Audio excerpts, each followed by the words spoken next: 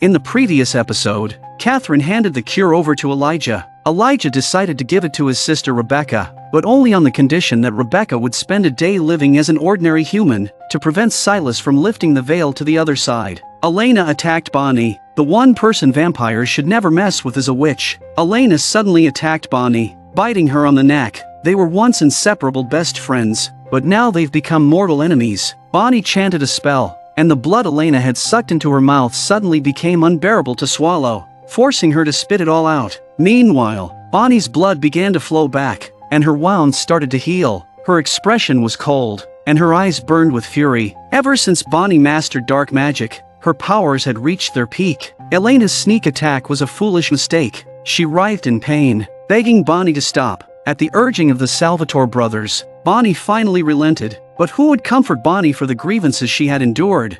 I almost died. The shell of my best friend almost killed me. None of this is okay.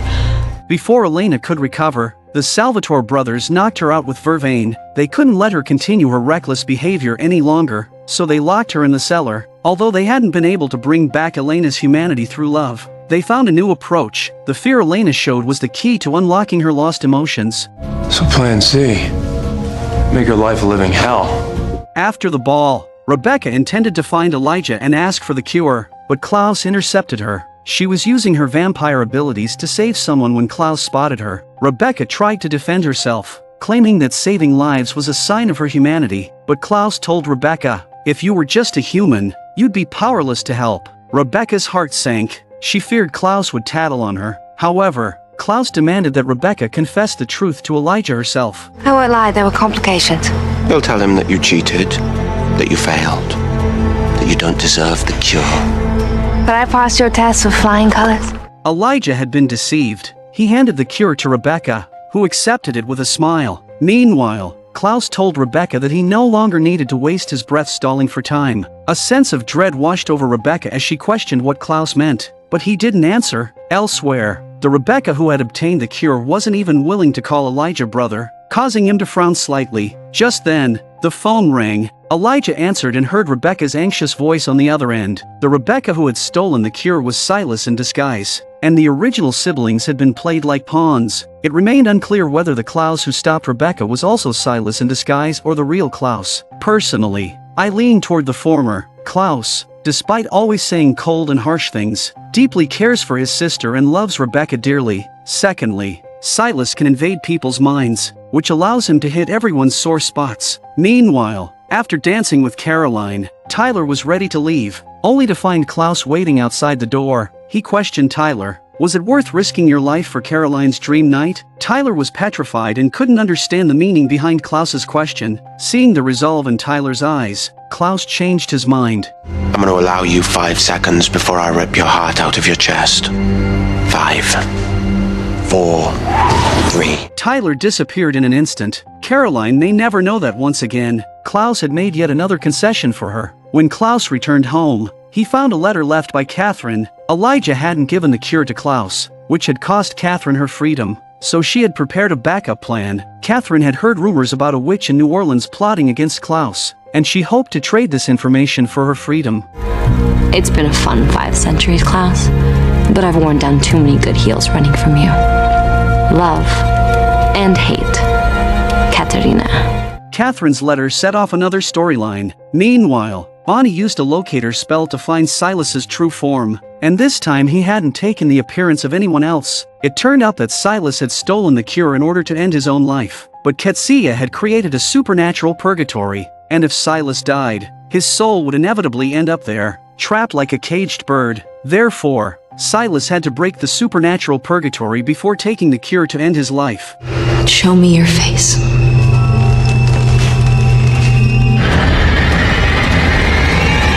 This was a city built by vampires. At night, vampires roamed freely, yet the tourists continued to pour in, unwittingly providing a constant supply of blood for these creatures. It was practically a vampire kingdom. The original vampire, Klaus, received word that the witches of New Orleans were plotting against him, and he planned to strike first, taking the opportunity to check on the city he had founded. Bourbon Street's tourism was thriving, and Klaus immediately spotted a real witch. He tried to inquire about a witch named Jane Ann, but she pretended not to know anything. Klaus immediately exposed her identity as a witch, threatening her with his status as an original, but she still refused to cooperate. In this place, even the authority of an original paled in comparison to the rules set by that master. I don't break Marcel's rules.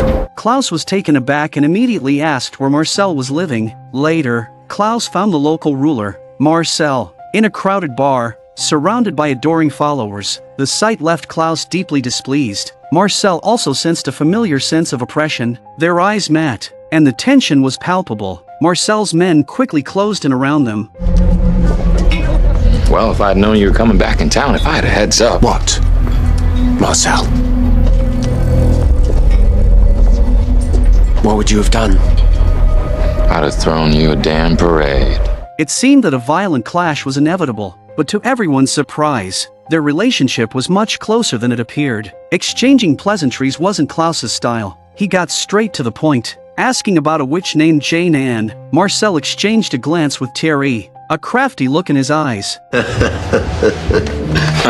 Showtime! As night fell, all the vampires surged onto the streets in a grand spectacle, numbering in the hundreds. Marcel resembled a vampire king. What Klaus hadn't achieved, Marcel had. Marcel had turned this place into a true vampire kingdom. Marcel's men were stationed all over the city, and capturing a witch was an easy task. Marcel interrogated the witch, demanding to know what conspiracy she was brewing. Jane Anne remained defiant, refusing to give in. Marcel then accused her of breaking his rules, and without giving Klaus a chance to speak, he executed Jane Anne in front of the crowd. The vampires erupted in cheers. Klaus's face darkened. Marcel was making an example out of her to warn him. It was a slap in the face. Klaus angrily questioned Marcel, but Marcel appeased him with a combination of soft and hard tactics, explaining that those troublesome witches had constantly been stirring up trouble, and he needed to continuously demonstrate his power. Since Jane Anne was already dead, Klaus didn't want to escalate the situation,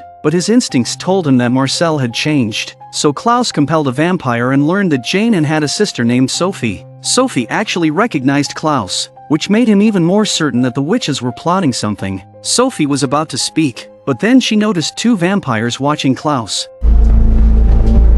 I know you built this town, but this is his town now. Furious, Klaus stormed off to find Marcel. Sophie secretly mourned her sister, but then those two vampires came over to give her trouble. Marcel wanted to know why Klaus was looking for Jane Anne, but Sophie confessed that she didn't know. Just as one of the vampires was about to make a move, his heart was ripped out, and the other vampire was pinned to the wall. The arrival was none other than Elijah, one of the originals. He, too, wanted to know what the witches were scheming. On the other side, since Elena had been locked up, she wasn't reacting like other vampires would by raging. Instead, she just sat there quietly, which worried the Salvatore brothers even more. At this moment, Katherine unexpectedly returned to town, telling the Salvatore brothers that Klaus was about to be too occupied to hunt her down anymore. It turned out that Katherine had discovered a shocking secret about Klaus, and she intentionally told him to lure him to New Orleans, because that werewolf named Haley had something that could make Klaus leave forever. Since Klaus returned to New Orleans, he had faced one provocation after another from Marcel, and his rage finally drove him to the bar to confront Marcel. These nobodies actually dared to provoke him. Klaus was truly enraged, and any vampire bitten by him would certainly die. But Diego showed no fear of Klaus at all. Marcel approached again with a smile on his face, always smooth and cunning in dealing with people, while Klaus was more like a reckless child. However, as an immortal original, Klaus didn't need to play games. Marcel led Klaus up to a rooftop, overlooking the entire Bourbon Street. Back when Klaus had fled New Orleans to escape his father's pursuit, Marcel had taken over, investing heavily in construction and focusing on developing tourism to ensure a constant influx of fresh blood. Afterward, he established rules for the local humans and witches, solidifying his control over the city. After explaining his accomplishments, Marcel subtly warned Klaus that he had a secret weapon, which was why the witches didn't dare to cause trouble. During their conversation, a girl walked by below, and Klaus recognized her as the bartender. After Marcel jumped down, Elijah appeared and took Klaus away. As he had already uncovered the witch's plot for his brother, the brothers walked through a cemetery and entered a cellar where they met the witch Sophie. Sophie hoped that Klaus could help her deal with Marcel, but Klaus refused before she could finish speaking. Just because Klaus had done a few good deeds for people he loved didn't mean he was a saint. At that moment, Haley was brought in, and she hoped Klaus would listen to them. Her words amused Klaus. The witch Sophie then told Klaus that Haley was carrying his child. Klaus didn't believe it at first, but when even Elijah confirmed it, Klaus was completely shaken. By all logic, vampires weren't supposed to be able to have children, but Klaus had werewolf blood running through his veins. You're the original hybrid, the first of your kind. And this pregnancy is one of nature's loopholes. Klaus has been lonely for 1,000 years, and his first reaction is to resist. Sophie had already cast a spell on Haley, and she used Haley and the baby in her womb to threaten Klaus, leaving him momentarily speechless. But Elijah eagerly agreed, saying that dealing with someone like Marcel would be a simple matter for him. However, Sophie disagreed, pointing out that Marcel still had a secret weapon, and they needed to plan carefully. When Sophie spoke of rules, it stung Klaus deeply, and he exploded in anger. Elijah hurriedly calmed his brother, asking him to calm down and listen. The sound of the heartbeat from Haley's womb grew louder, and Klaus's expression softened slightly, but he still chose to retreat. Kill her and the baby. What do I care? Klaus was burning with a suppressed rage and desperately needed an outlet, and Elijah chased after him. Among the original family, Elijah was the one who longed for family the most, so he pleaded with his brother to stay for the sake of this child. I will help you and I will stand by you. I will be your brother. We will build a home here together. No. Klaus believed this was a scheme by Marcel and the witches, so he stormed into Marcel's vampire kingdom alone. Marcel greeted him with a smile, feigning politeness. As a young vampire, he was able to single-handedly establish a vampire kingdom, proving that his character and methods were certainly far from ordinary. Klaus immediately demanded, "What are you and the witches plotting?" Marcel was genuinely baffled because he knew nothing about Haley being pregnant. Mistaking Klaus's actions as deliberate provocation, Marcel's anger simmered beneath his unchanged smile, and he subtly warned Klaus in his response. Klaus caught the underlying threat. Your town. Damn straight.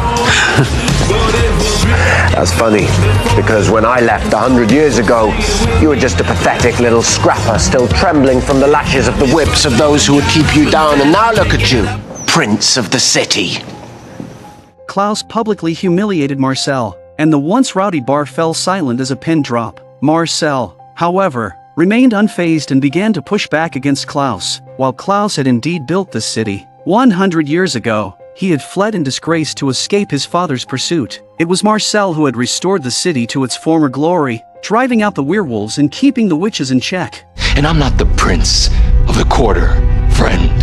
I'm the king! Marcel dared to bare his fangs because every vampire in this room, all hundreds of them, were loyal to him. Klaus looked around, realizing that after 100 years, this city seemed to have forgotten the fear he once inspired. Klaus immediately bit Marcel's lieutenant, Thierry. A vampire bitten by Klaus was certain to die. And yet, there was no one capable of killing Klaus. It was a blatant slap in Marcel's face. Just moments ago, Marcel's bravado had turned into a joke. Under the watchful eyes of over 100 hostile vampires, Klaus casually walked away. The wrath of an original was unstoppable. After leaving the bar, Klaus wandered aimlessly through the crowd. Feeling lost, he could always use force to overpower his enemies, but he could never escape his loneliness. Klaus found brief moments of peace in music and painting. Among the crowd, he spotted the brave waitress, and to his surprise, Marcel hadn't harmed her. The woman's name was Camille. Though her appearance was not particularly striking,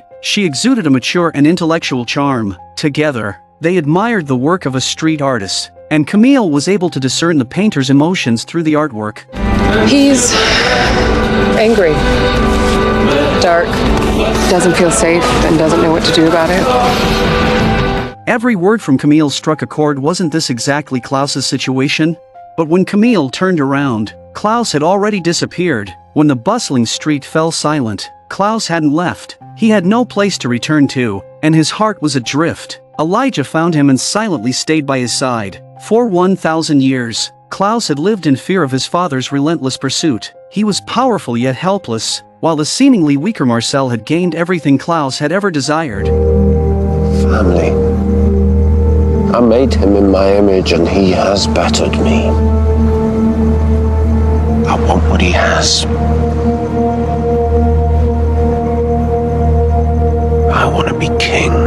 Elijah was more concerned about the child growing inside Haley. His eagerness to become an uncle outweighed even Klaus's readiness to be a father. Every king needs an heir. This statement made it clear that Klaus not only intended to reclaim his throne but also to accept the child. For the sake of the bigger picture and the child, Klaus chose to endure. This time, he intended to win through strategy, so Klaus went to Marcel's stronghold, not only offering up the cure but also acknowledging Marcel's rule. The merriment on Bourbon Street continued as usual, but an undercurrent had begun to flow. Klaus is going to be here for a while, but he is constantly thinking about his goddess Caroline in faraway Falls. And all I can think about is how much I want to show it to you. Maybe one day you'll let me. To support Klaus, Elijah returned to Mystic Falls to persuade their sister, Rebecca, to join the fight, but Rebecca refused to leave, and she had no desire to help Klaus. Even Katherine tried to convince Elijah, saying, "You should be smarter by now. Stop trying to redeem Klaus." It was a choice between love and family. Elijah kissed Katherine deeply on the forehead, then bid her farewell. He gave up on love. It turned out there was a man that even Katherine couldn't hold on to. If you're a fan of Klaus and Elijah, check out the originals, a spin-off of the Vampire Diaries. On my profile, it's the story of the Michelson family fighting to reclaim their power and protect their loved ones in New Orleans. The exciting content will definitely not disappoint you.